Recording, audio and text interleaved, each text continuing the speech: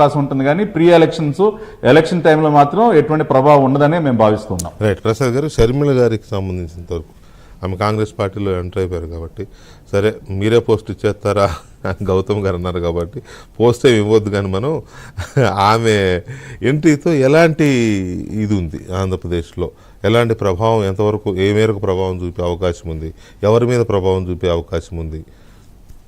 మనం అంటే రాజకీయంగా 2004 నుంచి అంటే 20 ఏళ్ల పాటు మీరు రాజకీయాన్ని గమనిస్తే 2003లో రాజశేఖర్ రెడ్డి పాదయాత్ర తర్వాత ఏఐసిసి నాయకత్వం రాజశేఖర్ రెడ్డికి ఫ్రీ హ్యాండ్ ఇచ్చి పార్టీని నిలబెట్టింది. అవును. 2009 వరకు ఆయన దాన్ని నిలబెట్టుకుంటూ వచ్చాడు. 2009లో ఎప్పుడైతే ఆయన చనిపోయిన తర్వాత 100 మంది సంతకాలు పెట్టారు జగన్మోహన్ రెడ్డిని ముఖ్యమంత్రి చేయమని. ద సోకాల్డ్ లీడర్స్ అంతా పెడితే ఏఐసిసి నాయకత్వం పక్కన పెట్టింది. ఎందుకంటే అప్పటికే మధ్యప్రదేశ్లో కానీ రాజస్థాన్లో కానీ రాజేష్ పైలట్, మాధవరావు సింధియా వాళ్ళ పిల్లలకు అవకాశం ఇవ్వనప్పుడు రాజశేఖర్ కొడుకు ఎలా అవకాశం ఇస్తాం అని ఒక బేసిక్ పాయింట్ మీద వాళ్ళు అతను పక్కన పెట్టారు. ఆయన విభేదించాడు, బయటికి వెళ్ళాడు, పార్టీ పెట్టుకున్నాడు, 10 ఏళ్ళు తిరిగాడు, అధికారంలోకి వచ్చాడు. అంటే కాంగ్రెస్ పార్టీని నమ్ముకున్న వాళ్ళ కుటుంబాలకి కాంగ్రెస్ పార్టీ ఏ విధంగా అయితే ఆదరిస్తుందో, అది ఇప్పుడు రాజశేఖర రెడ్డిని ముఖ్యమంత్రి చేయడం వల్లే జగన్మోహన్ రెడ్డి ఇన్ని వేల కోట్లు సంపాదించాడు. అంటే రాజశేఖర రెడ్డికి అవకాశం ఇచ్చింది ఎవరు? కాంగ్రెస్ పార్టీ. కాబట్టి జగన్మోహన్ రెడ్డి సంపాదించుకున్నంత కాంగ్రెస్ పార్టీ ద్వారా అంటే కాంగ్రెస్ పార్టీ ఇచ్చిన అవకాశాన్ని రాజశేఖర రెడ్డి కొడుకు కోసం పెట్టాడా, కొడుకు తండ్రిని వాడుకున్నాడా అన్నది $1 మిలియన్ క్వశ్చన్. మరి అలాంటి పరిస్థితుల్లో ఆయన చనిపోయే రోజుకి రాహుల్ గాంధీని ప్రధానమంత్రి చేయాలి. మీరు 2009 ఎన్నికల్లో మీరు అబ్జర్వ్ చేస్తే రిజల్ట్ ఎలా వచ్చింది?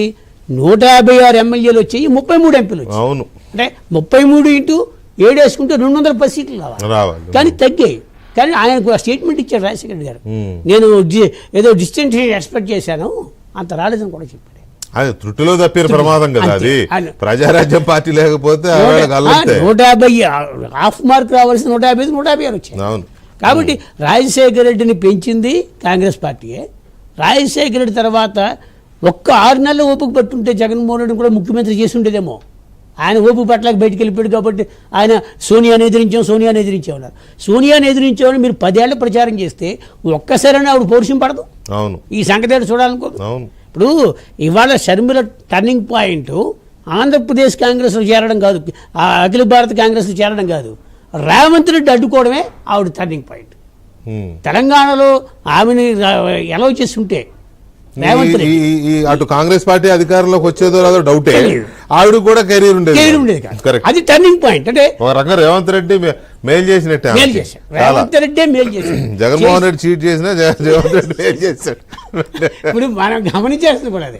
అలాగే రేపు పొద్దున ఏ పదవి ఇవ్వకుండా ఆంధ్రప్రదేశ్ పిసిసి అధ్యక్షుడు గిడుగు రుద్రరాజు గారు కూడా క్లియర్గా చెప్పాడు, మన షర్మిలని మా పార్టీలోకి వస్తుంది, మేము ఆహ్వానిస్తున్నాం, ఆవిడకి ఏదైనా ఉన్నత స్థానం ఇచ్చినా మాకు అభ్యంతరం. అంతే కదా, పార్టీ నాయకత్వం డిసైడ్ చేసిన